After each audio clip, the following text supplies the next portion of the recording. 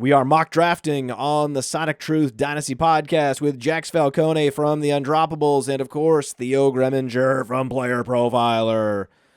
Fellas, the three of us will be engaged in a mock draft where we will be drafting rookies and rookies only in the 2025 NFL Draft.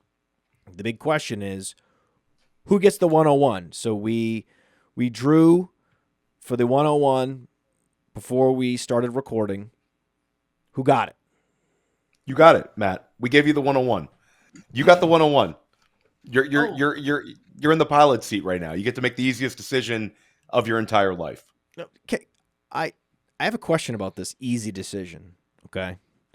Because this draft class was sold to be is super incredibly strong at the running back position, right?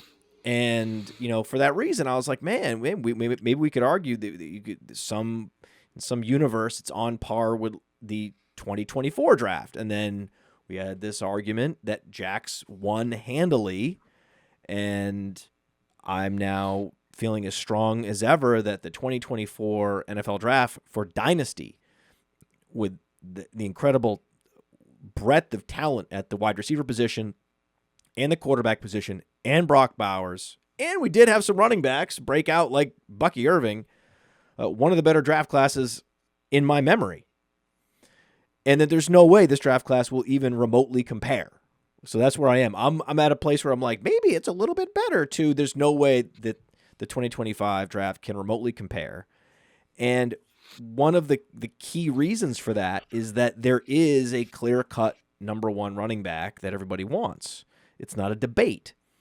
If this running back class were stronger, then there would be a debate. Then there would be this incredible back over here with this Christian McCaffrey skill set. And it'd be this running back over here with this LaDainian Tomlinson skill set. And it'd be this running back over here with this Derrick Henry skill set. And then there'd be all these debates because the running back class is that good. And there's several super elite running backs. And that's the only way that you would then be able to sell this class. Instead of, no, actually, there's one clear-cut stud running back. And then there's really no one anyone wants. That's a terrible indictment. So, of course, I'm taking Ashton Jeanty, but I'm taking it from a position of sadness, like that this is it. This is the one guy we know is a stud. Maybe the next player that's drafted, who's the best receiver in this class, is probably the next player to go, but we'll see. You could argue he's a stud. And then maybe that's it. Maybe we have two studs in this class. Two studs is not a good class. Two studs is a horrible class. So yes, Ashton Jeanty has the size, speed, has athleticism for days, was a mega producer. Yes, in a smaller conference, but not like outside the Division I program type. Boise State's not, Holy Cross. I mean, come on, man. Like Boise State, there's been plenty of high-quality NFL players come out of Boise State.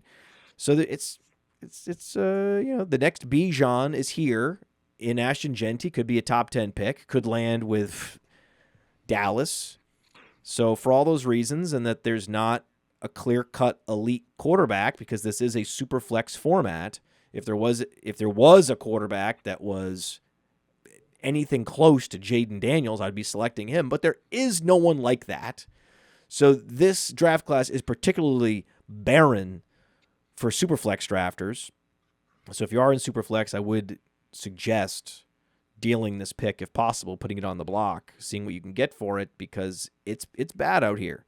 So I'm taking Ashton Jeanty, feeling great that I won this lottery for who gets the 101 in this huge value differential. I mean, if you look at just the Player Profiler Dynasty rankings, you have Ashton Jeanty with a 284.6 lifetime value rating. The next guy is 220 points lower. Yikes. I think that a lot of that's gonna shake out, and I think this class is. I'm more optimistic about this class than you are, Matt. I think that, and certainly, I guess after maybe a non-Nanduri as well. To me, I think that this running back class is awesome, and I think a number of these guys are going to land very, very well in terms of actual NFL draft capital. and I think that these picks are going to keep accumulating value. So I'll be a little more optimistic than you, but I do agree that it's the easiest 101 in a while because of the quality of the quarterback spot. Jax, who you got? Well, it sounded like Matt was at his therapist's office and not on a podcast as he was talking himself through all this, but I enjoyed that quite a bit. That was really good. I think he's right, though. If you think about it, this draft, this 2025 rookie class might be deeper than last year. That's a potential for that to be true. We could look back and, if we redraft the 2025 class a year from now, maybe there's a little bit more talent in the late second, early third round. I think that's very, very possible as we start to, analyze the prospects in this class, especially because the running back class, the strength of the running back class, aside from Jeanty, is actually its depth, not its top end talent, as Matt quite rightly pointed out. And there's no Malik Neighbors. There's no Marvin Harrison Jr. In terms of as a prospect, we got lucky with Ladd and BTJ sort of, shooting over their, sort of ceiling, so to speak. And, Bowers, like he says, legendary. And then if you just compare, even just as prospects coming in, Kaleb, Jaden, and Drake May versus, Shedeur, Cam Ward, and Jaxson Dart, that is not close. So, when you look at the classes up top, it's a blowout. And as a reminder to everybody, we're making the best possible selection for the pick. We're not drafting 3 mega teams here. No. Yeah, it's a 12-team league. Yeah, exactly. Matt might be drafting mega teams, but Jaxson and I will be making the best possible pick. Matt is filling his lineup right now. Like he's got RB1, Jeanty. He's looking for a QB and a wide receiver. Right. I think in this format we're in super flex, non-tight end premium or whatever. If there is a tight end premium, it's small. I'm going to go Tet McMillan. I mean, I don't know if he's worthy of this type of pick, but right now today, if you ask me, who's most sure to get draft capital, who's most sure to sort of, come off the board first at the wide receiver position at the NFL draft and pretty sure to have a role and a pretty solid role at the next level, it's Tet McMillan. Big downfield player, can break tackles and run after the catch. So give me Tet McMillan and the huge upside he possesses.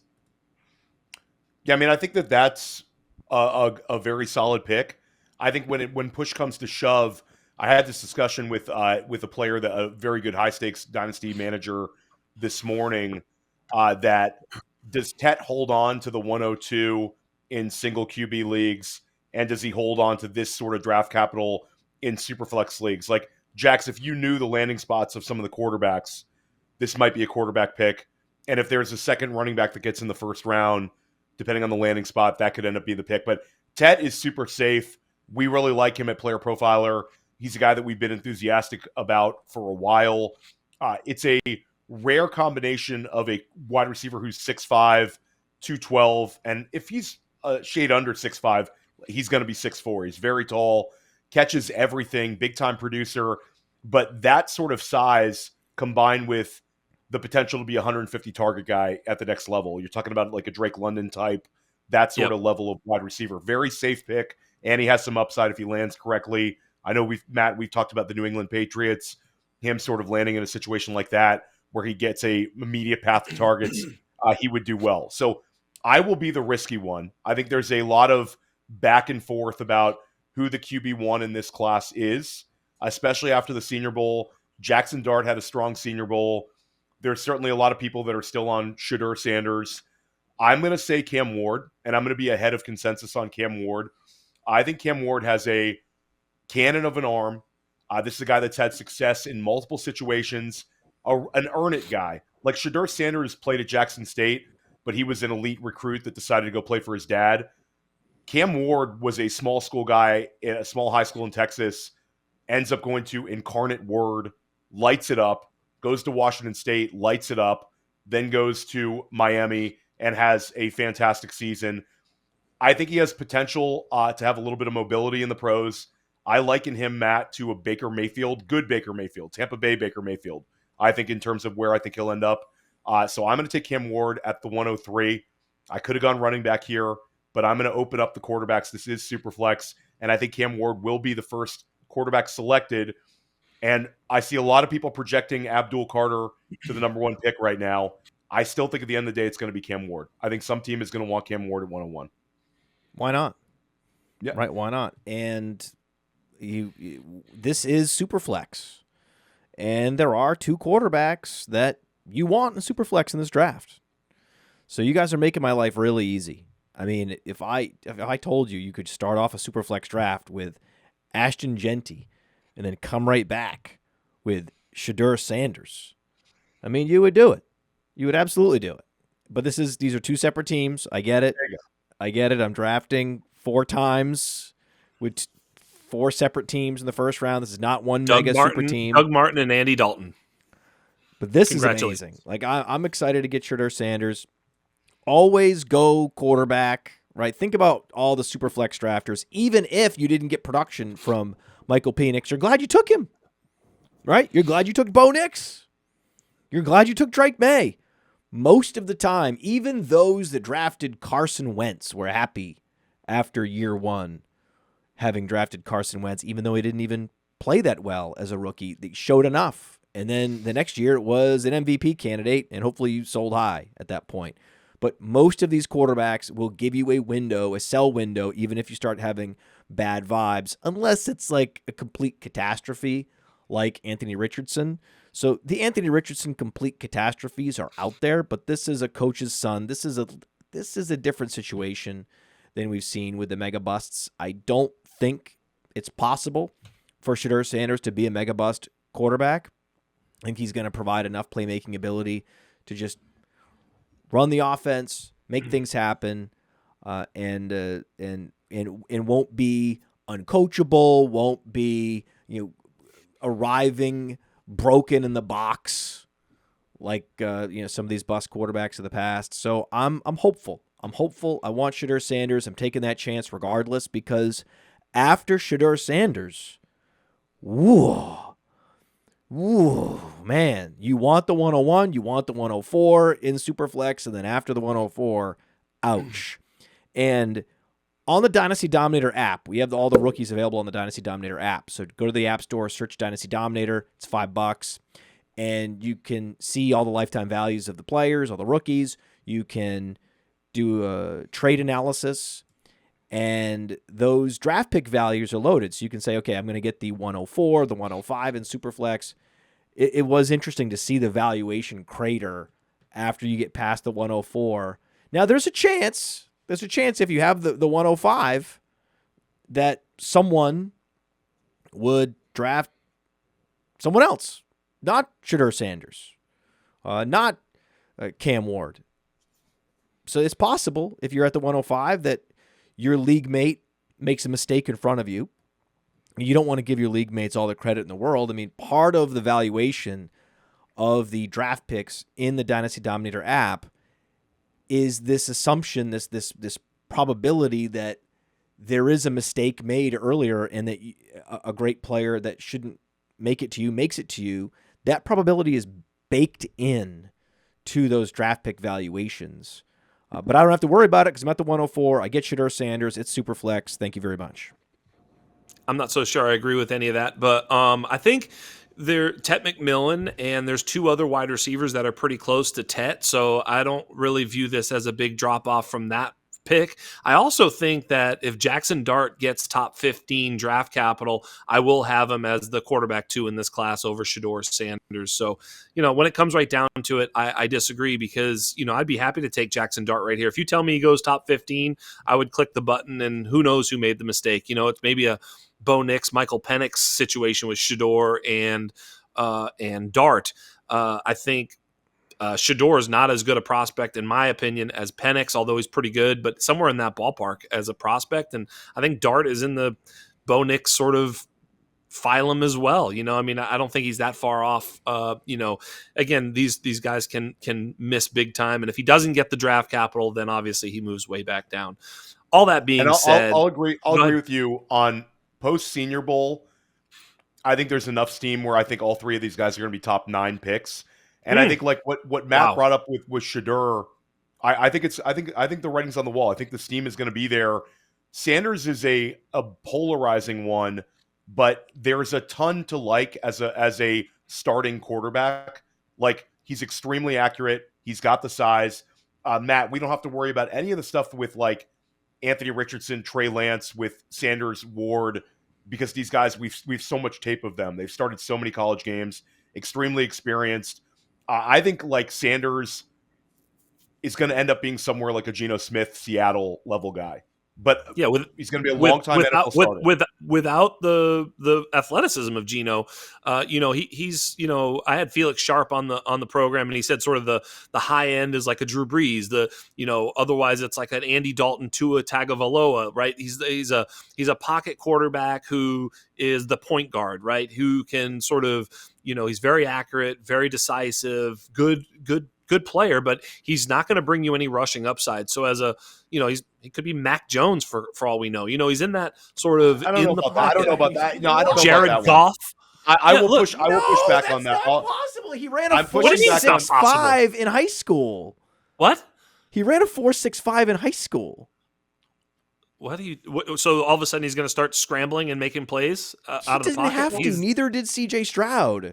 But these guys Stroud do have way more escapability and scrambling ability. It's just if you're in a certain type of offense, especially a spread offense where someone's always open, it's not in your best interest to rush and to run. But when you end up in the NFL and it's a much more sort of a balanced offense, and you're not able to get away with some of these spread offense tricks like you could at Ohio State with all those weapons, then C.J. Stroud is actually forced to run more in the NFL than he did in college.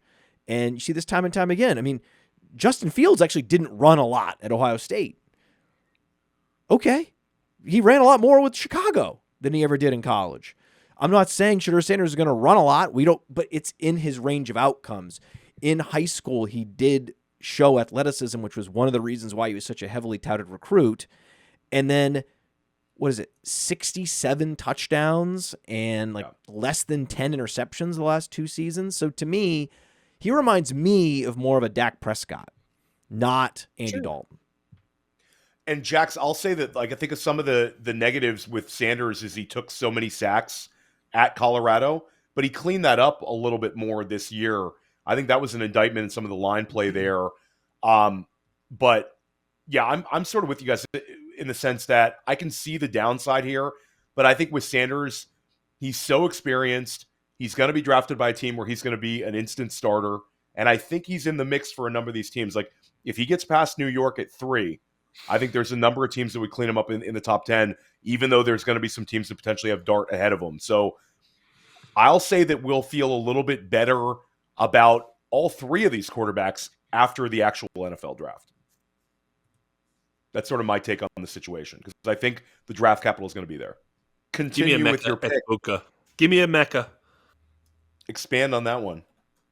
Well, look, he's a power slot. You're talking about. I think pre-show, Matt asked, or someone asked him if he's better than JSN. Anand Ndori was asking the question. I think he's at least close. If you think about the slots that have come in the league and had capital, you're talking about JSN. I think he's not Amon-Ra St. Brown, but look, there's a lot of targets going through the slot these days. He was a target earner, at Ohio State. I just think Emeka is going to translate very, very well. And if I'm in a PPR league and I'm looking for stability in the middle of the first round, I'm probably not getting the upside here that I would love to see, but who knows? I mean, JSN and Amon-Ra certainly has upside. So I think you're drafting a little bit of floor, but at this time of the year, I'll take the floor. And if some ceiling shows itself, we'll see it. Running back landing spots, maybe another player that I've got in mind and holstered that I might take next if you guys let him slide. So we'll see where you guys go. But I like Emeka as just getting some good players. I've got Tet and Emeka. If we're building this crazy team, but yeah, it's just 2 separate teams. It's 2 separate. I know. Teams. I'm messing with Matt. They're separate teams. Emeka Egbuka is Rashee Rice with better draft capital. If he lands correctly, he's going to get a ton of targets. He's going to be a guy that we're going to be like, oh, he's in the slot, XYZ percentage. I had him projected to Tampa Bay at pick number 19 in my most recent mock draft over at playerprofiler.com. You can read that one. Like Egbuka's been playing at Ohio State for so long.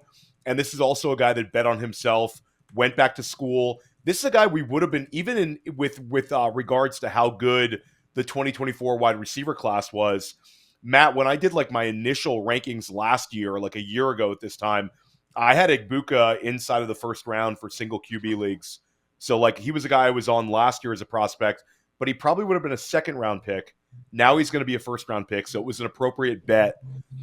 Played with everybody. He's earned targets. He's the all-time leader in catches in Ohio State history. And I realize he's played longer than some of these guys. That still matters at a school where you have to deal with incredible target competition. I'd say Egbuka is like a super, super safe prospect as well, Jax. If you want to go into your Dynasty draft and get a guy who's not going to fail, it would be really difficult for me to see Egbuka not being a successful NFL player. Would you agree on that one? Yeah, that's kind of the idea. He showed up at Ohio State with tremendous target competition and showed he was good. He did have a down junior year, which is probably why he came back, as you say, and bet on himself. He was pretty darn good his last year. I would have said that his best season was probably his sophomore season, but nonetheless, he's great. He's about a 73% player in the slot, 25% out wide. So, he's mostly slot, but I think he can play out wide, just like most of these guys. Ladd McConkey played outside. I think he's just a really strong route runner who's going to win at the NFL level and, the quarterback's best friend type of player.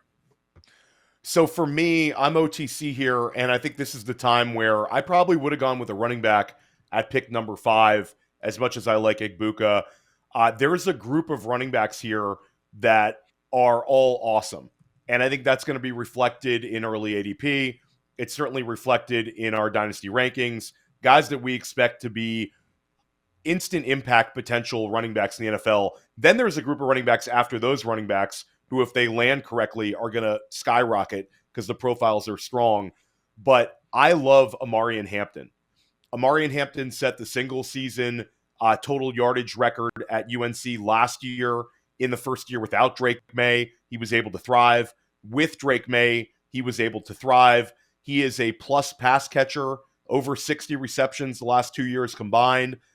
This is a player with a track background and size. You're talking about a 220-pound, 21-year-old back who's going to run very well. People at UNC say he's going to be in the 4.4s, but with that size, he could be at 4.5, and it's still going to be plenty fast. I think he's a 4.4 guy, though. When you watch him run, he's very, very explosive, catches the ball well, and the production at UNC was just outstanding. There's been 4 players in ACC history that had 1,500 rushing yards and 15 rushing touchdowns in consecutive seasons. Lamar Jackson, Dalvin Cook, Travis Etienne, and Omarion Hampton. All of those guys produced in fantasy. Omarion Hampton will as well. I think there's a non-zero chance he's a first-round pick in the NFL draft, and I would be shocked if he fell out of the top 40.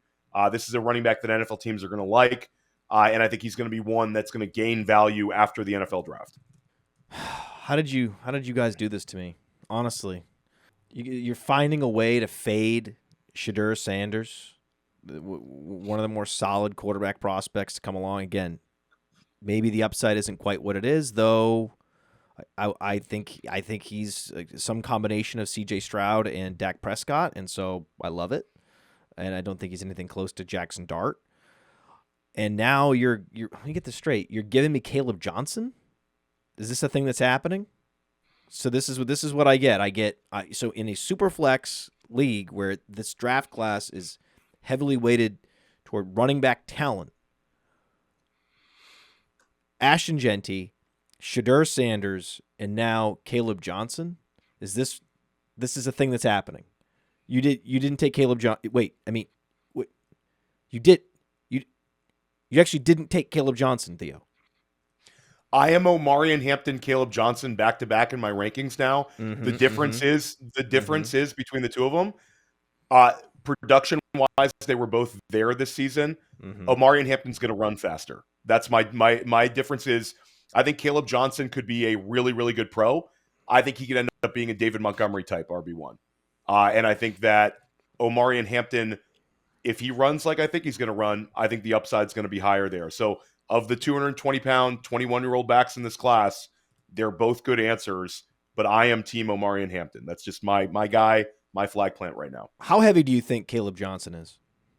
I think they're both about I think they'll both weigh in between 215 and 222. They're both really solid guys. That's incredible. I think Kaleb Johnson's a very big, strong back.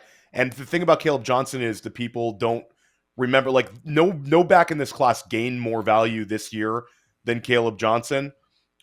If we're looking at the upper end guys, certainly there's guys like Scatabo and tons of guys, Brashard Smith, that gained value this year. But like, Kaleb Johnson also set the Iowa record for the most rushing yards in school history for a freshman back. So he came right out the gate and had 800 rushing yards, a little bit banged up year 2. And then I think the other kind of knock on him is there's 2 knocks going on. The one knock is he didn't catch enough balls, but nobody catches passes at Iowa. Like, he had 22 receptions. Sam Laporta had how many catches, Jax? He had like 50 his last year at Iowa. Okay, that's a good one. We'll go back a little bit further. But yeah, Kaleb Johnson, the other knock on Kaleb Johnson is he's running through big holes and took advantage of strong offensive line play, which he had no control over. So, like, Kaleb Johnson, I think, is going to get the draft capital. He'll be a second-round pick. He could get inside the first round if he runs well. I think he'll end up being a second-rounder. And there's already links, like Ben Johnson is considering getting him on Chicago. Like, there's going to be landing spots that elevate Kaleb. Again, 21 years old, a lot to like about the profile. Yeah, I mean, the guy was completely and utterly dominant. He was their offense as a junior in the Big Ten. Over 1,500 yards, over 20 touchdowns, over 20 catches. I just don't know what else I could have asked him to do, right? Who put up any numbers whatsoever, right? They had a running back, Patterson, that had 300 yards. What did the quarterback do? The quarterback, Cade McNamara, had 1,000 passing yards. All right, they put up as a team 1,700 passing yards. So the fact that you're right, the fact that he even had 22 catches in that system is a goddamn miracle. But the fact that everything revolved around him and that rushing game, which is why is like a 50% dominator rating on Player Profiler, that's all I need to see, man. And then if he runs fast, it's a bonus. And last time I checked, David Montgomery's been producing a hell of a lot of fantasy points. Who that drafted David Montgomery in Dynasty is like mad about it? I'll make a side bet with you, Theo. I think Kaleb Johnson runs a faster 40 than Omarion Hampton. And I also put out a tweet talking about Kaleb Johnson and Omarion Hampton and their roles in that offense. Kaleb Johnson had 1,500 yards on 6.4 yards per carry. All the other running backs at Iowa, 4.9 yards per carry. So he was a yard and a half better per carry than the other Iowa backs. Omarion Hampton, 5.9 yards per carry. The other NC backs were 5.3, so only 0.6 better than the other backs. And I mean, for what it's worth, Kaleb Johnson was, half a yard better per carry than Omarion Hampton himself, obviously in different systems, as you guys point out. But I think Kaleb Johnson has a bit more ceiling. I think he is more explosive. I do prefer him, although, Podfather, we are going to have to, determine whether or not he's going to play in the passing game. And we always like to say, he wasn't asked to catch passes. Well, he may not be asked to catch passes at the next level. However, the player that I am picking here that you guys left for me is TreVeyon Henderson, who's probably my RB2 in the class anyway. And I get him here because I knew you monkeys wouldn't take him. So TreVeyon Henderson. I would have taken him with the next pick. And I think that there's a great chance he's a first round pick based on the latest kind of steam where TreVeyon Henderson could be a top 25 pick in the NFL He's draft. Truly explosive. He's got a big body. He won't be asked to run between the tackles, but checks notes. Jahmyr Gibbs not asked to run between the tackles too much either, but when he's asked to, he can do it. I think the same will be true of TreVeyon Henderson, but he will be a pass game weapon. He will be in on third down. He will be in on comeback mode. He will be in 4-minute offense. He's going to play that role. So TreVeyon Henderson, for me, absolute upside swing. And I'm getting him at, what are we at right now? 106, 108? Is that where we're at? I forgot. I lose track, but absolute steal at this particular point. The 108. And TreVeyon Henderson, I think there was a little bit of prospect fatigue with him. He had that massive 2021 season where he was playing alongside, like, name your Buckeye, the Chris Olave, JSN, Garrett Wilson, and he had the massive 19 touchdown season. There's been some durability concerns, but with TreVeyon Henderson, I think we've seen in today's NFL that they're looking for guys like this, like that 205-pound, like, high-value touch, big playability, very good receiver. He had the 75-yard catch and run against Texas where everybody sort of freaked out in the college football playoffs. Like TreVeyon Henderson, Jax, it's funny because the two of us did this podcast last year and we had him as the RB1 in the class, like before we knew Jonathan Brooks was going to be healthy and all that kind of stuff. Like we had TreVeyon Henderson and then he announced he was going back to Ohio State. I think it just speaks volumes to the class that TreVeyon Henderson is going to go somewhere between RB2 and RB5, depending on the landing spot. But he's a great pick. He's an immediate RB2 in Dynasty with big-time potential. I love TreVeyon Henderson. And I think that there's also a kind of no wrong answer here between these three backs. Agreed. And I was going to close out the big five, but I'm going to take Travis Hunter here at the 109 because it's become long enough. And I think that if the three I of almost us went Travis Hunter. I was between Travis Hunter and TreVeyon Henderson. Easy pick. Great job. If the three of us knew that Travis Hunter was a wide receiver, we would have selected him. He would have been in competition with Tet McMillan at the 102. Correct. We don't need to talk about like some of the stats with Travis Hunter are just disgusting in terms of the level of athlete he is to be able to handle the amount of snaps he did. He had the school record in terms of snaps because he played both ways on every single play. Led the Big 12 in receptions with 96. Led the Big 12 in touchdown catches with 15. Outproduced Tet McMillan in both of those. McMillan had more receiving yards. Really the only thing that's holding Travis Hunter back is sort of the fear that you're going to end up getting an asset where some coach is going to say, oh, Travis Hunter, you're a part-time player. I just think that if it's self-preservation in today's NFL, you've got to have a coach that's willing to use him on both sides of the ball. You can't have some old dinosaur-type head coach. I like the idea of him landing in New England with Mike Vrabel. I think Vrabel's a aggressive guy. I think that Travis Hunter as a wide receiver is Garrett Wilson, and that's Garrett Wilson if Garrett Wilson would have had to concentrate on two positions. Like, did Travis Hunter's learning curve and production at the wide receiver spot get sort of stymied by the fact that he was the best cornerback in the country? Probably. He's a next-level athlete. Yeah, next-level athlete. Going to be a top 4 pick in the NFL draft. I think the floor is New England at 4 overall. So Travis Hunter here, easy pick at 9. Could be the value of the draft, or it could be one where I'm very annoyed if he's only playing like 30% of offensive snaps. Or if you play in an IDP league, great pick either way. Yeah, but I don't play IDP. I'm joking. Oh, no, we love you IDP people. We love IDP people. Shout out to the IDP crowd. I play a little bit of IDP. What a great pick that was. Yep. God, so Travis mad. Hunter, leaving Matt on the clock. That was the pick I wanted, man. That was my pick. I almost went. I was going to go Tet, Emeka, and Travis Hunter and just secure all the wide receivers. I was very close, but you guys had the running back run that made me take TreVeyon. Very, very close. Good pick. So I actually like Luther Burton.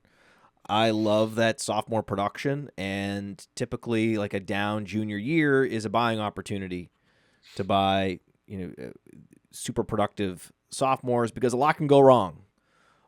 Quarterback rapport, injury, coaches, there's a lot of things that can create volatility year to year with wide receivers. Look at wide receivers in the NFL.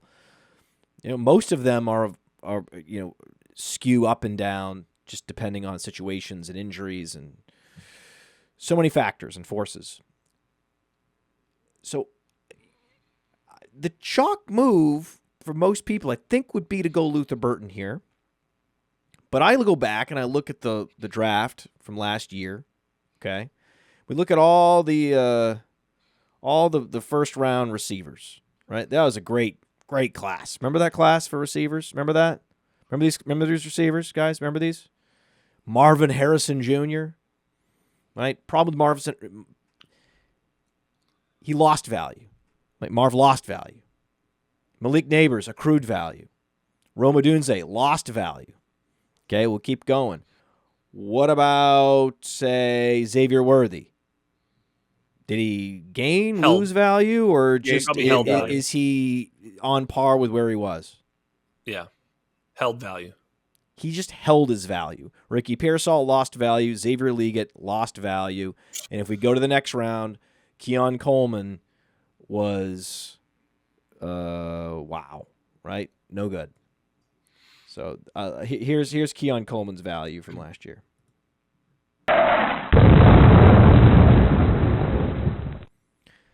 So for this reason, I'm not going to take the chance.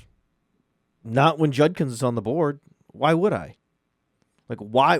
Explain to me why I take the chance here on a wide receiver when I can just continue to bludgeon you people with the premium position in this class and just keep going hard. Why would I compromise and take like the fourth receiver off the board in this mock draft in what is a weak position relative to past draft classes, or tap into the strength of this class and get another running back? And now, again, this is a different team.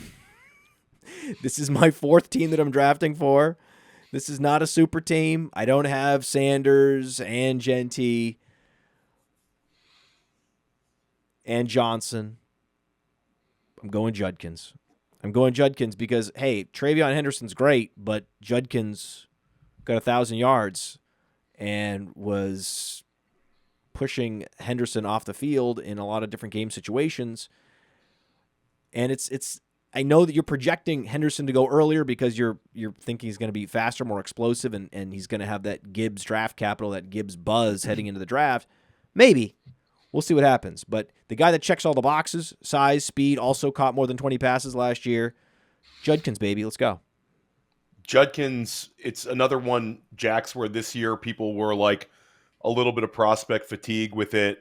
The guy had more rushing yards than any SEC freshman in history besides Herschel Walker. Had 3 straight seasons with double-digit touchdowns, 3 touchdowns in the national championship game. And the guy's he's awesome. It just happens to be in a great running back class. Like Quinshon Judkins, this is why if you're in a super flex league, these picks at picks like 8, 9, 10, 7, 8, 9, 10 are just loaded this year, because we haven't even said Jaxson Dart. But if all 3 quarterbacks get drafted inside where I think they'll get drafted, you're going to get these incredible values of running backs where there's been a lot of years where Quinshon Judkins would have been the RB1 or the RB2 in the class. He just happens to be in this year's ridiculous group of running backs. So I love that pick. Judkins, I could have easily taken him where I picked. Yes. I wasn't sure. Wow, get the Jax Falcone stamp of approval on that pick. Yeah, I actually wasn't sure if you were smart enough to make that pick, but you were, and you proved me wrong. That was great. No, I never doubted you. Matt. Actually, when you started to say Luther Burden, I was like, ooh, interesting. He's going to let some things fall to us, but you didn't. You did a good job there. Well played. You did say that Jaxson Dart hadn't been mentioned. Let's just go ahead and mention him. Bro, if you're telling me he's going to get top 9 capital, like that is crazy. And so I guess I'm going to. Well, here's the thing. Here's the thing. And I had a NFL insider tell me this at the Senior Bowl where I said, I think he's a top 20 pick. And the guy said, well, these days, there's not really a quarterbacks pick 20. Quarterbacks who you think are going to be picked 20 get pushed up. If you think a guy's top 20, he's actually top 10. Look at last year with Bo Nix and Michael Penix. The Las Vegas over-under for those guys was like pick number 28 in Vegas on the you could have bet it. They crushed it. J.J. McCarthy goes in the top 13 picks as well. So it's like if Jaxson Dart looks like he's going to be like the 18th selection, someone will position themselves inside the top 12. Right. And I was kind of saying that I think Jaxson Dart could get that Kenny Pickett, Mac Jones, Bo Nix, that sort of draft capital, the JJ McCarthy. So I think I put him right in there. And at the 111, if you're telling me that's what I'm going to get, then I'm super thrilled. Also, just real quick, when it comes to rushing, his best season rushing is 614 yards. Shedeur Sanders minus 50. I'm sure he's going to pick it up when he gets to the pros, though.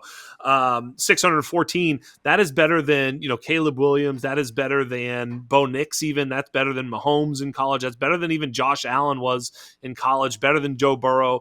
It's really him and Drake May's best college season, 698. Again, Jaxson Dart, 614. It really puts him in very, very good company. He's really among the elite quarterbacks. He's only really behind, Hurts, Lamar, and Jaden Daniels, of course. But, in terms of rushing upside, Jaxson Dart may actually have a little bit of rushing upside, a la Bo Nix and Drake May. I think he's a little bit like that as a prospect. Obviously, I don't think he's quite the passer Drake May was, but if he finds himself in a good system, who knows what's possible for Jaxson Dart. He got good reviews from Theo and others at the Senior Bowl.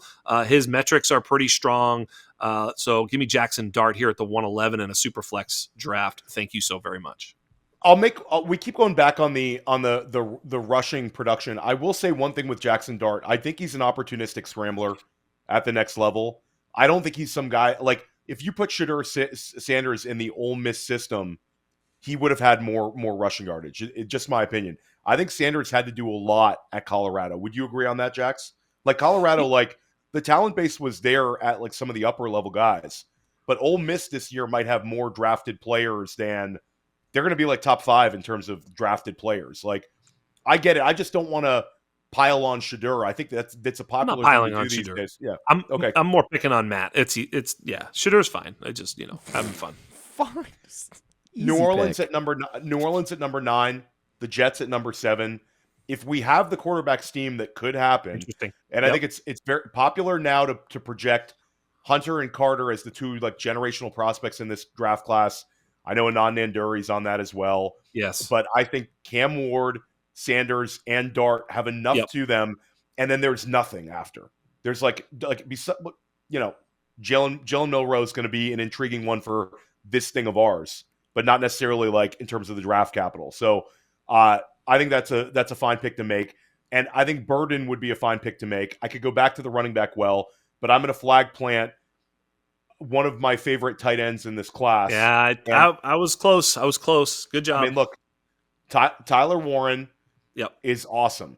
Tyler Warren is 6'6", 260, and he's a different kind of player. Like 104 receptions, 1,200 receiving yards, and 8 touchdowns. If I told you guys there was a Big Ten wide receiver with those numbers, you'd be into that. That's a tight end. He also was a good enough athlete that Penn State used him on manufactured rushing plays. He had 200 rushing yards and 4 rushing touchdowns this year. This has been a school that has produced a ton of NFL tight ends. Pat Freiermuth, Theo Johnson, Mike Gesicki, and so Brenton Strange. Tyler Warren is levels above all of those guys, even Muth, who I was very into and had a very strong rookie season, good year too. Tyler Warren is going to be a top 10 pick in the NFL draft. Matt and I do bold predictions, a show here at Player Profiler, very popular on YouTube and also as a podcast. And Matt, we talked about Tyler Warren and Colston Loveland earlier in the year. I said both these guys are going to be top 18 picks. Probably not high enough with Warren. There's been some buzz that he could be the Jets selection at 7 overall, Carolina at 8 overall. There's going to be teams moving around to try to get Tyler Warren. And guys, it's sort of a perfect year for Tyler Warren to enter the NFL. And I'll say he's not Brock Bowers. Brock Bowers is a better prospect. But in terms of NFL teams using tight ends as the number 1 target in their offense, last year we had 2 tight ends who were the number 3 and number 4 highest reception totals in NFL history at the position with McBride and Bowers. We've also had back-to-back seasons where you've had rookie tight end 1s overall in Sam Laporta and Brock Bowers. There's going to be NFL teams that are going to say, I can use Tyler Warren the exact same way. He's an immediate target earner. This is a guy that I'm going to plug in, and this is a set it and forget it player that's going to get me mismatches in the passing game every single week. So it's a great tight end class, but Tyler Warren is the clear-cut tight end one. And I'll say this, Theo, I could have taken Tyler Warren where I took Emeka Egbuka, and it wouldn't have even been a crazy pick. I think Tyler Warren's a great prospect, and at any point I was thinking of Tyler Warren because he's that good. And so I can't argue with the pick at all. It's an absolutely fantastic value. He was the other player I was considering with the Jaxson Dart pick. So should we? Let's recap it really quickly for our listening audience on the podcast. Matt started out with Ashton Jeanty at the 101. Jax took Tet McMillan at the 102, wide receiver out of Arizona. I selected Cam Ward at the 103, quarterback out of Miami. Matt selected Shedeur Sanders, quarterback out of Colorado at the 104. Jax took Emeka Egbuka, wide receiver from Ohio State at the 105. I took Omarion Hampton at the running back out of UNC at 6. Matt took Kaleb Johnson, running back Iowa at 7. Jax took TreVeyon Henderson, running back Ohio State at 8. I took Travis Hunter, the wide receiver / cornerback out of Colorado at 9. Matt took Quinshon Judkins, the running back out of Ohio State at number 10. Jax took Jaxson Dart, quarterback Ole Miss at 11. And I took Tyler Warren at tight end out of Penn State. And shout out to the people who have complained that I don't always say the school. You got them both there. Incredible job. Wow, great summary. Just can't wait for the Tez Johnson pick. Love it. First round is in the books, and we are starting the second round with me again. I'm back on the clock. This is a tough one because, again, Luther Burton is sitting there, and Luther Burton had a truly special sophomore season, and I love that. And I think that he is an attractive pick here. If you're at the 201 in your rookie draft, typically a guy like Luther Burton is not available. But the reason he's there is because he flamed out so bad in his junior year and yet still decided to come out. I'm not going to pick him. I'm not doing it. And, we've been looking at some data on Fast Draft. And draftfaster.com, go to draftfaster.com, check out Fast Draft. The new Origins tournament is live. It is a rookie-only tournament. So it's rookie-only best ball. You draft 6 rookies, and the top 4 enter your lineup every week. And there's a $25,000 prize pool. So you could take all this advice that we're giving about these players, and you can go and do a rookie mock on Sleeper if you can figure out how to find it, how to do it, and how to set it up. Or you can go to Fast Draft and play for money and use code TRUTH. Code TRUTH, and you get a $25 deposit match with code TRUTH. Do it now. And the learning, the teams that did the best last year drafted a quarterback in the first round and then stacked the running backs.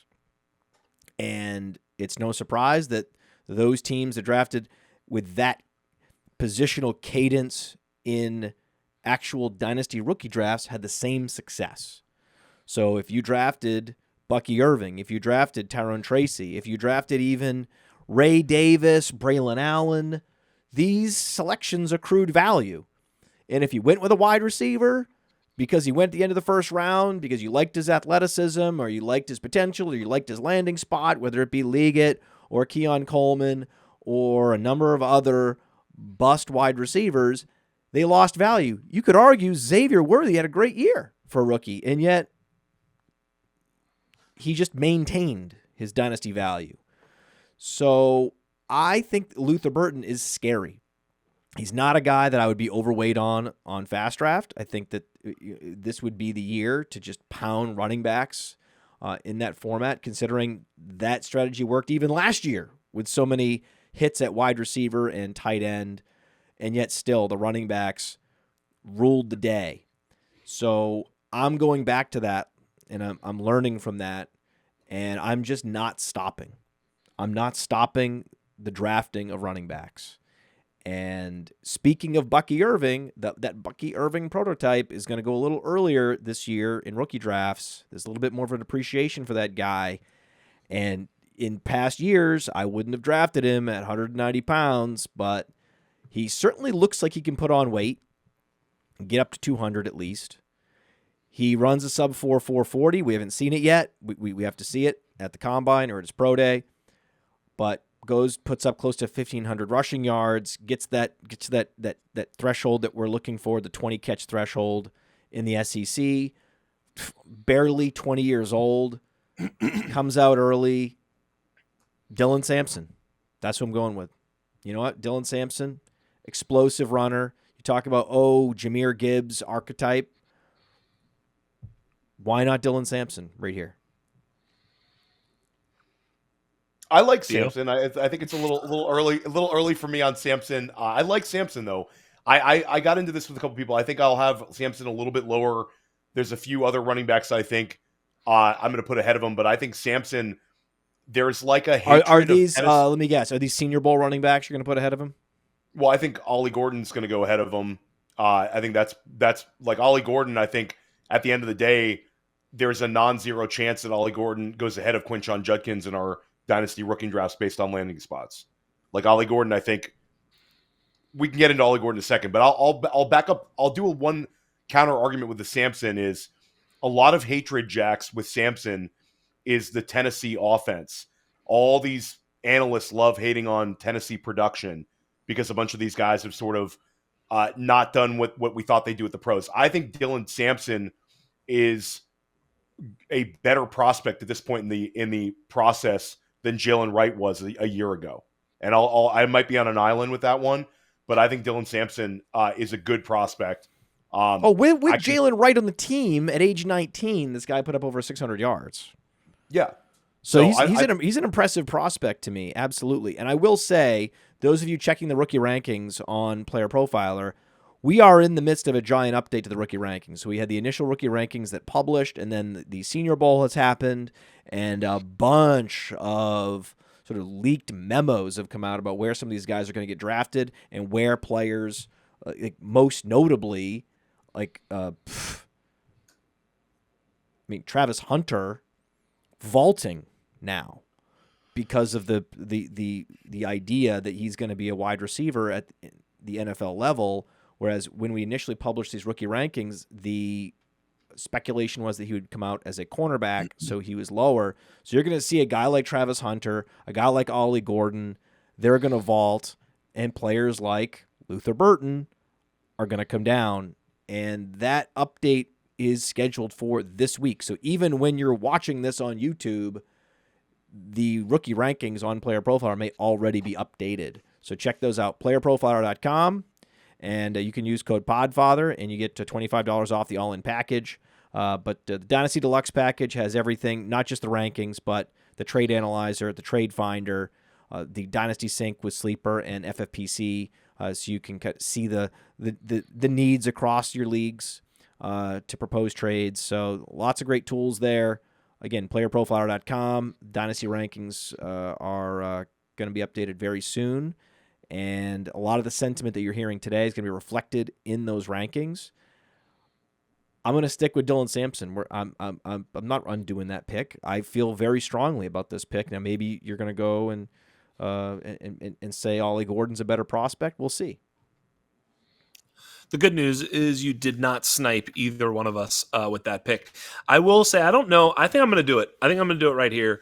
I'm not going to let the wide receiver 4 fall any further. Hey, one thing, Matt, I think I'm going to do in my rankings too now is I'm going to just rank Travis Hunter as if he's going to play wide receiver, because baking in uncertainty into rankings doesn't seem to make any sense. As you were talking, I was thinking. So That's the way Jax Falcone is operating from now on. The rankings are going to sort of assume that he's going to just be playing wide receiver day one and full-time at that position. That's how the rankings have to be. So he's moving up. I'm not going to let the wide receiver 4 fall any farther. You talk about, a player that put up, his best season quarterback rating when targeted was 149.5. That's really, really good. His yards per route run career is 3 even. Absolutely fantastic. And it's the best in this class. He's let's see, what else? First down per route run, best in class, just the best in the class. He's 6'3", 210 pounds. I'm not letting Trey Harris fall another pick. Luther Burden can eat it. Trey Harris. Okay. Nice veer. I love the veer there. Thank you. Okay, so I get it. The Trey Harris has some outcomes here. You're talking about a guy with over 17 yards per reception in the SEC. Was a really, really high profile guy. I mean, he only played 8 games and had 1,000 receiving yards. If he would have finished the season, I think there'd be a little bit more steam for him. But I think that you guys, first of all, like Jax, I know you hate Luther Burden, and Matt, for some reason, you're burying Luther Burden. I'll take Luther Burden here because Luther Burden, guys, might be like the 12th pick in the NFL draft. Yeah. Luther Burden was the best recruit in the country at the wide receiver spot. Stays in state, goes to Missouri, gets 9 touchdowns as a freshman in the SEC, has a 1,200 yard sophomore season, was unbelievable as a sophomore. And Luther Burden athletically, you're talking about a guy who's like DJ Moore, who's like Deebo Samuel, like a and I get it. It's going to be a popular thing to pile on guys who are Devy popularity, guys that are yak guys that are quote unquote manufactured touch guys. But I don't think Burden is necessarily that. I think that was a reflective of how Missouri ran their offense more so than Burden's limitations as a player. Because Jax, we do have that big season, and guys that have 1,200 receiving yards and 9 touchdowns as true sophomores in the SEC generally do well. And that Missouri team, his sophomore year, was awesome. They beat Ohio State in the bowl game when Ohio State was playing guys. So, like, I think Luther Burden here at where are we at? 15 overall. Even if I'm not a huge Luther Burden fan, like I want to be realistic about Burden. Burden belongs inside the first round. He's going to have much higher draft capital than Trey Harris. I'll say that one, Jax. You would agree with that statement, that he's going to get drafted well ahead of Trey Harris?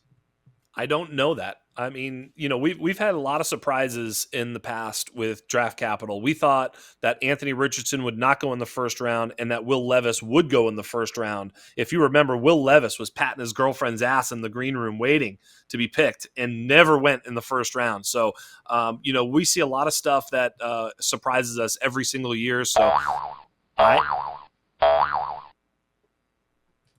that's a Will Levis's girlfriend. There you go. She was hot. It wasn't bad. Best thing Will Levis has done as a pro is the green room. Right. Am I up? You're up. You are up. Ollie Gordon. Duh. Come on, guys. Come on. What's happening? God, what a great game. Easy game, guys. Easy game. So Ollie Gordon, let me get this straight. He weighs like 225 and he had 30 catches. 233. 233. He's 6'1", and like Cody Carpentier and I are like big guys, and Brett Whitefield of Fantasy Points is a big guy, and like the three of us are like all talked about like standing next to Ollie Gordon, and then you stand next to like Harold Fannin Jr. Like Ollie Gordon's like a tight end sized guy, and he's young. He just turned 21. This is a layup pick for you, Matt. We could actually flip flop.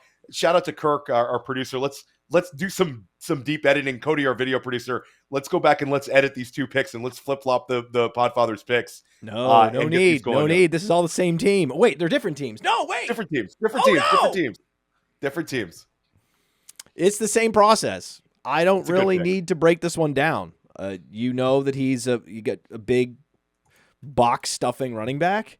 And this is the process that we know works. We know that if you take a wide receiver or a quarterback in Superflex in round 1 and then pound running back, that historically has been the way to go. That way you can get a Neighbors and you can get Allen, Irving, and all those types of players out till pick 50 in a Dynasty rookie draft. They're all available to you. Now, they're all going to hit. Like, you're going to get some Dylan Lobbies. I was high on Dylan Lobby, didn't hit. I think Theo, like Marshawn Lloyd, they all don't hit. but Marshawn when Lloyd, they hit, they go exponential. I'm not taking an L on Marshawn Lloyd yet, guys.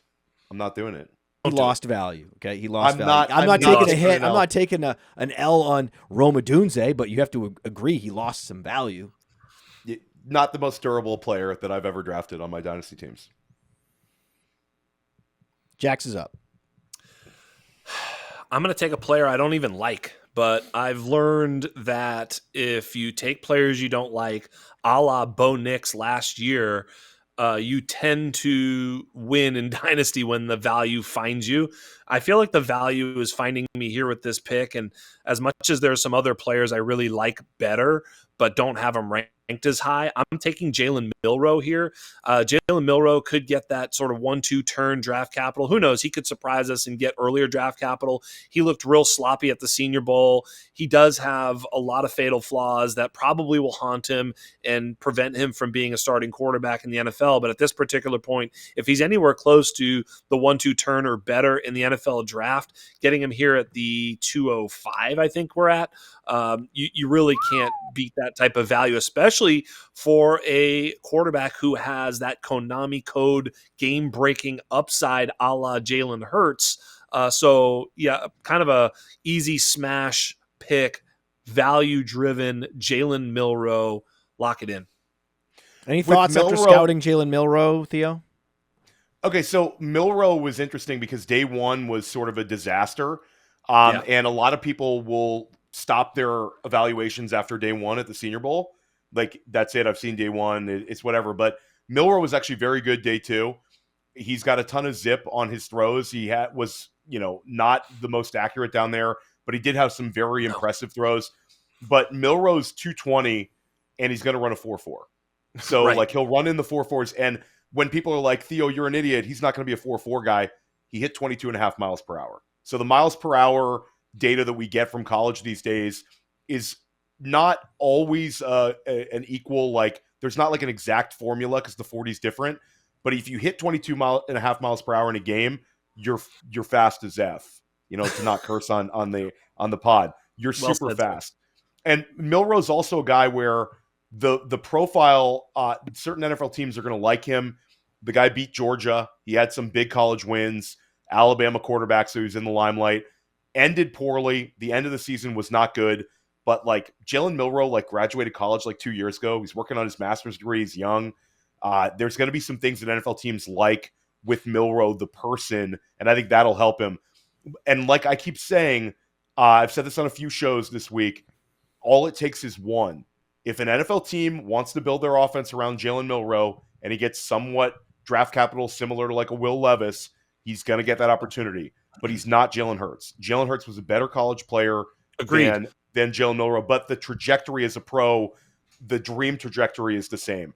A guy who's this big-time runner who does enough as a passer. So I get it. And where you took him here, Jax, I think that's perfect because the downside risk is negligible and the upside risk, it's sort of like last year. Matt was telling everybody to take Michael Penix. People getting Michael Penix at the 204 are now feeling like they found money. They could flip him for top 7 picks in this draft, So easily. This is the last of the Mohicans when it comes to quarterbacks you should even consider in this sort of a super flex draft. The only other quarterback I'll point out is I think some NFL teams are going to like Will Howard, and I think Will Howard will end up in the 3rd round. He's got a little bit of mobility. So, but for our purposes, this is the last one. Good pick there. Good pick there, Jax. For me, I'm going to go back to the tight end well. There's 2 tight ends I could consider here, and I think 2 more tight ends should go. Possibly 3 should go in these next few picks because that's how good a class it is. There's also a few wide receivers I love that I think are a little bit underrated. Now I'm talking myself into my wide receiver. I'll go flag plant. I'll go flag plant wide receiver. So, Jax, you're very much into Trey Harris. I'm very much into Elic Ayomanor from Stanford. I think that this guy is going to be more highly drafted than a lot of people think. He was supposed to be at the Senior Bowl, pulls out of the Senior Bowl right beforehand. Rumor is he's got the draft capital locked up. No reason to go to the Senior Bowl. He's going to be a top 40 pick. We love Travis Hunter. Elic Ayomanor had a pretty good game against Travis Hunter. He had 294 receiving yards, 3 touchdown catches in that one, including mossing Travis Hunter this past year, Matt. Well, last draft process, guys, how many times did you see the Ricky Pearsall catch against against Charlotte? We saw it about 1 million times. You're going to see Elic's catch against Syracuse about 1 million times on loop after he gets his sort of steam coming up. I want to compare him to George Pickens with a little bit less attitude. I think NFL teams are going to like him. I think he's going to get the draft capital. He could go inside the first round, and I'll be shocked if he goes outside the top 40. 6'2", 210, underrated prospect at wide receiver. Wow, I like it. He has these Brandon Ayuk vibes, right? Brandon Ayuk was invited to the 2020 Senior Bowl and showed up and didn't practice because a little bird landed on his shoulder and told him he was going to go potentially first round. And he did go with the last pick in the first round to the San Francisco 49ers. He did not need to perform well at the Senior Bowl. However, the Podfather was there. And if it is one of the best Senior Bowls of all time, I was probably there. In 2020, I saw Justin Herbert and Jordan Love and Jalen Hurts. And the worst thrower of footballs at that particular Senior Bowl was Jalen Hurts. No one that went to that Senior Bowl was like, this guy is going to be a top 10 pick. This guy is going to be a franchise quarterback. No one said that. It was all Justin Herbert, Jordan Love, Justin Herbert, Jordan Love, Justin Herbert, Jordan Love. And then what happens? He goes second round, and they finally relent and give him the job, and he's been a franchise quarterback ever since, and going to be one of the highest paid quarterbacks, and is now in the Super Bowl. So this is all a reason to draft Jalen Milroe in Superflex. Just remember the process that played out with Jalen Hurts, particularly the Senior Bowl experience, where that was his low point. That's his Senior Bowl is the reason he went second round. For me, and by the way, doesn't it align perfectly the Cleveland Browns to go Milroe in first pick in the second round? Same selection as Drew Brees. They're mocking the best defensive player on the board to the Browns at the 102, and then with the first pick in the second round, bang! In fact, that's how you would talk yourself into not going quarterback if you're the Browns. It's like, we can potentially get Milroe at 33. A low-cost dice roll. Yeah, why not?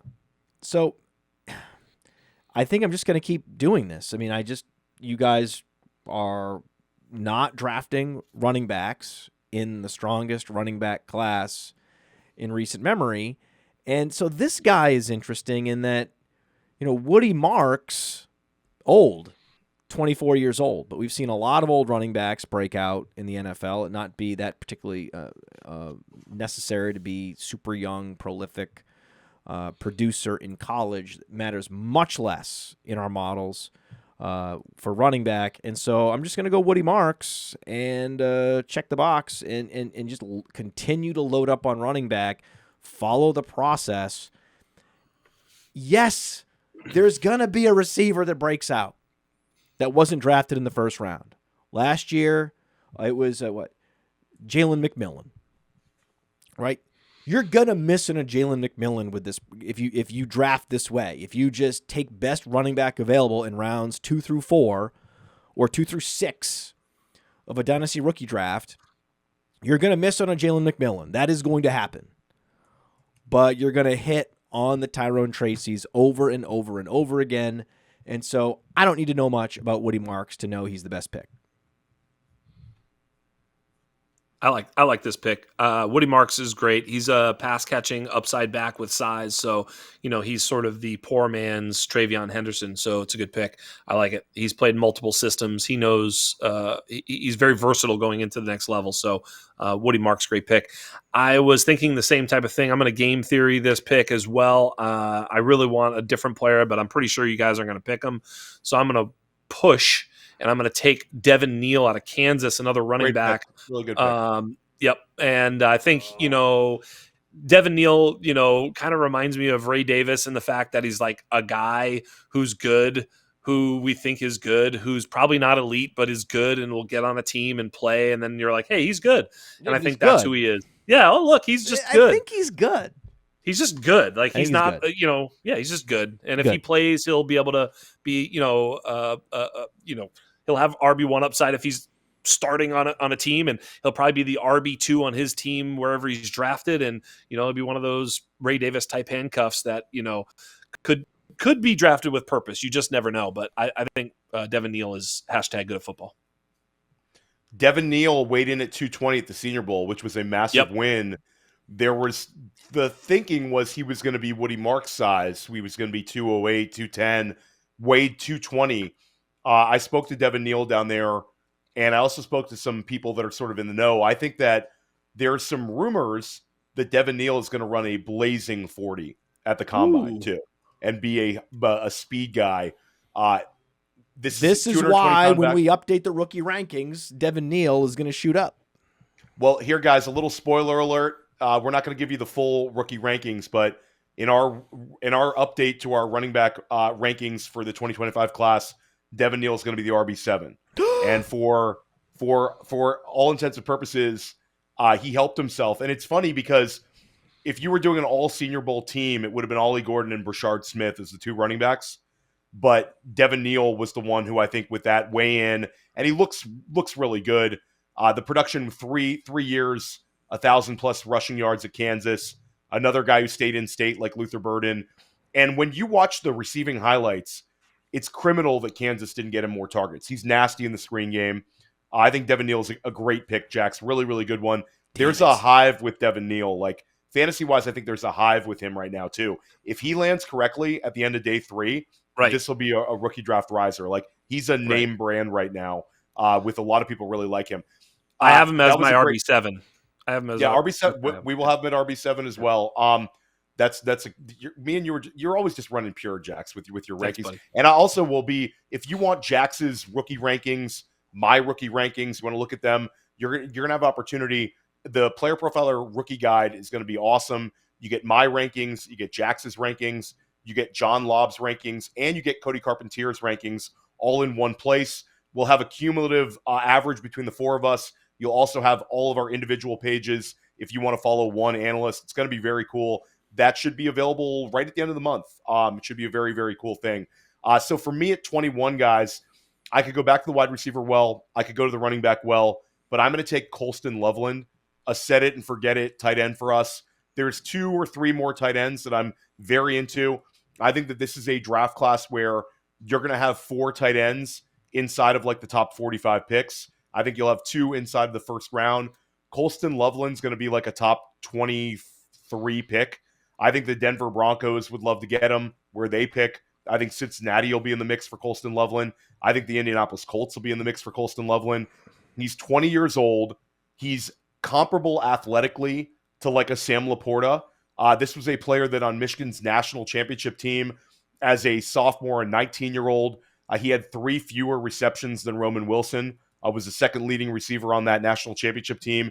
And then this year on a really bad Michigan offense, Loveland dominated. He had the most receptions, the most receiving yards, the most touchdown catches, the most targets on that offense. He had an interesting path to Michigan. He was from Idaho, just this big-time athlete.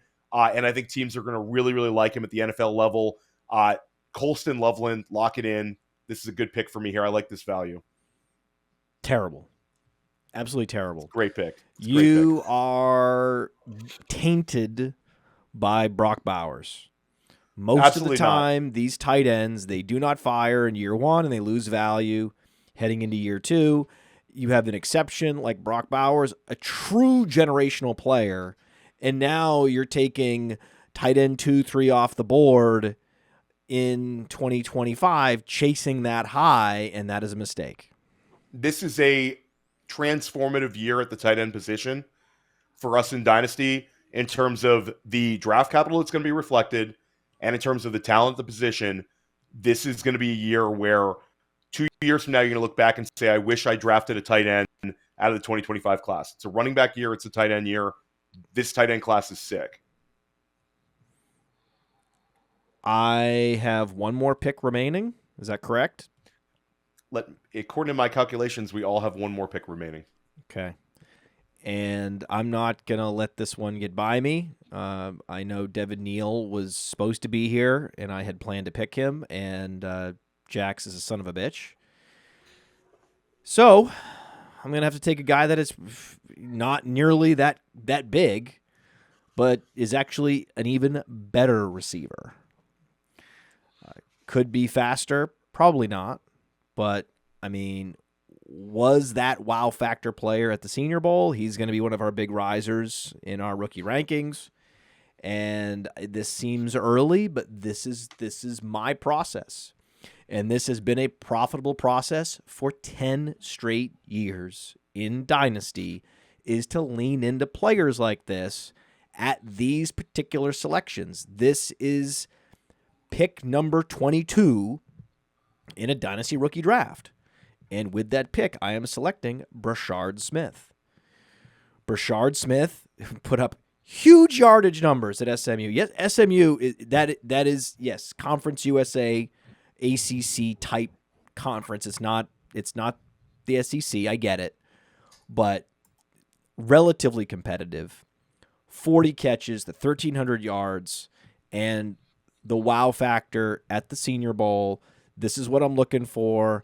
This is like a Tajay Spears type pick, but I think he's better than Tajay Spears because everyone from last year that's going to be drafted at similar draft capital or is going to go to a similar spot in rookie drafts, with the exception of Tyrone Tracy and Bucky Irving, everyone is an upgrade on what you were getting the last couple years at the running back position in each respective slot.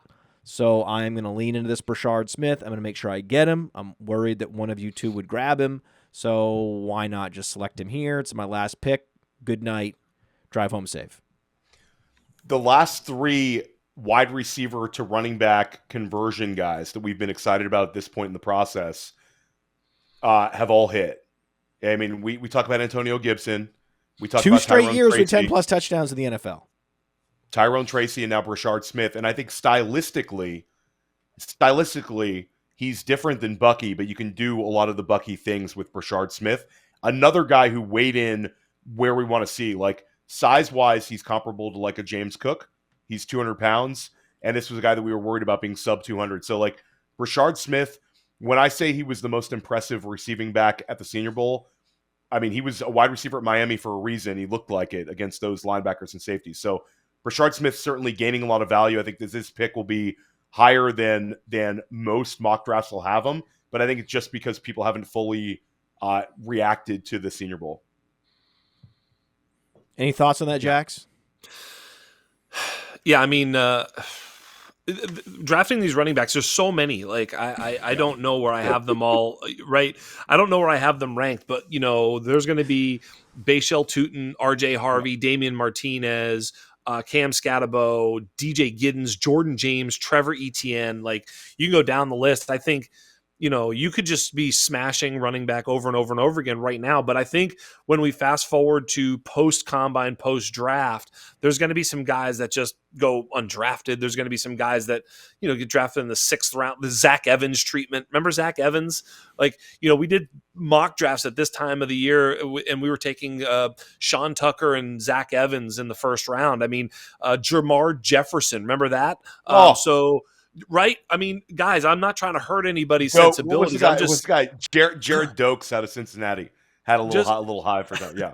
The idea is that we're gonna see these running backs' dreams shattered and changed, and so, you know, Brashard Smith is a fine player. I just have no idea what's going to happen with him. I will say that the tight end theory that I have had my entire Dynasty career has been swing for the fences. You know, I don't need Cole Kmet because I could just have Hunter Henry or Pat Freiermuth or Dalton Schultz or Turd Ferguson or name a guy who's just a guy at tight end. I don't need him. I can find that guy. Zach Ertz was free. Hunter Henry was free. They gave you top top 12 tight end performance this year. They were fine. What you really want is to hit a home run. And if you're going to hit a home run at the tight end position, there's only one name after Tyler Warren in this draft.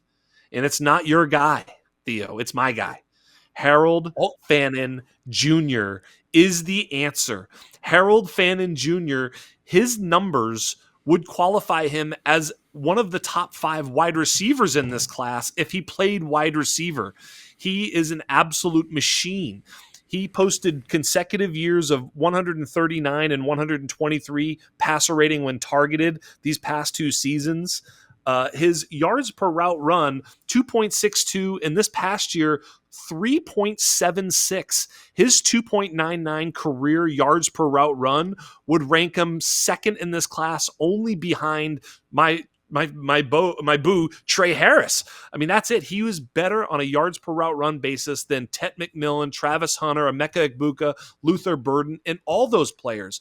Now, it's possible that Mr. Harold Fannin will be outclassed when he gets to the NFL, pigeonholed and not able to play a la Kyle Pitts because he can't play in line. I freely admit that. However, if he does get drafted with purpose and finds his way into the top 50 on a team that's wise enough to use him as he's meant to be used, Harold Fannin could be an absolute smash at the tight end position. Late in the second round, sign me all the way up. Harold Jax Fannin. almost got me excited about a rookie tight end. On what planet is Harold Fannin not one of my guys? I've been talking Harold Fannin on this channel because you said he's your tight end 5 after Loveland and Arroyo. No. Okay, yeah. So let's go back. That on means this one. Shame I get on him. Theo. You should have taken him when you took Loveland. You saw him at the Senior Bowl. What's wrong with you? You're Mr. Tight End. You said he's behind Arroyo. He is behind Arroyo. He's not. He is behind Arroyo. He's behind Arroyo. Arroyo's great, by the way, but not Arroyo is unbelievable, and Arroyo is going to light up the combine. And Elijah Arroyo. Okay, so first of all, I'm making 2 picks here. This turned into a top 25, and I'm doing a tie for you're not 25. Yes, I am. No, you're not allowed. No, you're not. He's got the. Hey, Matt Kelly has pick 25. What did you win? Like the toilet bowl, and you get an extra pick at pick 25. I get a compensatory. Oh, you were the worst selection. team in the league. Perfect. Yeah, I get a compensatory selection. I traded toilet for Matt's bowl winner. Okay, so I have to stand for Elijah Arroyo. Elijah Arroyo's rise is not because of Harold Fannin's fall. It's because Elijah Arroyo earned it. Harold Fannin is a guy there's going to be NFL teams very much into him. And Jax, Fannin's been my dude. Anybody who's been watching this channel, or listening to Dynasty Life, Cody Carpentier mock draft, Jagger May mock draft, I selected Harold Fannin Jr. highly. But what Elijah Arroyo did at the Senior Bowl, Elijah Arroyo was unbelievable at the Senior Bowl. Like, Elijah Arroyo is going to be drafted a lot higher than Harold Fannin Jr. And what's another thing that we're looking for at the tight end position, Jax?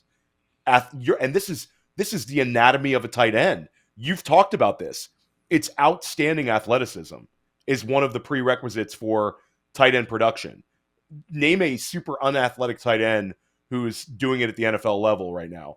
It's an athlete's position. And Elijah Arroyo is 6'4.5". He's 251 pounds, completely dominated the Senior Bowl. Mario Cristobal came out and talked about it. Arroyo dealt with some injuries earlier in his career, had this one season this year at Miami. That's it. So the analytics crowd is not going to love Arroyo. But when you actually watch him, this is a guy who moves differently. We talked about Tez Johnson, how good he was at the Senior Bowl. Jalen Knoll, how good he was at the Senior Bowl. Arroyo was the same way. Harold Fannin Jr. made some great catches, and Harold Fannin Jr. had some outstanding production. But Elijah Arroyo deserves to be inside of this 2 rounds. Elijah Arroyo is going to end up being, I would have Elijah Arroyo right now inside of the top 16 tight ends in Dynasty, alongside a couple of these rookies. God, Arroyo's awesome. No, he's awesome. This is supposed to be a truly epic running back class, and you guys are arguing about tight ends. Listen to yourselves. Because this is a transformative year at the tight end position where you want to draft a tight end for your Dynasty roster. It's a big 4, and there's actually a couple other tight ends that we could discuss, Jax, that are interesting prospects. But it's a big 4 right now with Arroyo and Harold Fannin Jr. are definitely big-time prospects. But I got to just make a Honorable mention. Can I just say one quick thing? In week 14, actually, if we actually look at the bowl game, Harold Fannin had 22 targets. But if we just look at week 14, he had 17 targets. If you look at Arroyo in his freshman, sophomore, and junior season, in total, he had 16 targets. So let's not actually put these two prospects together just because he ran really well in the Underwear Olympics. Arroyo might be this great. A little bit. I mean, he was running. Just go Underwear Olympics on us. He did. He did. That is. Hold on. Arroyo's going to have a.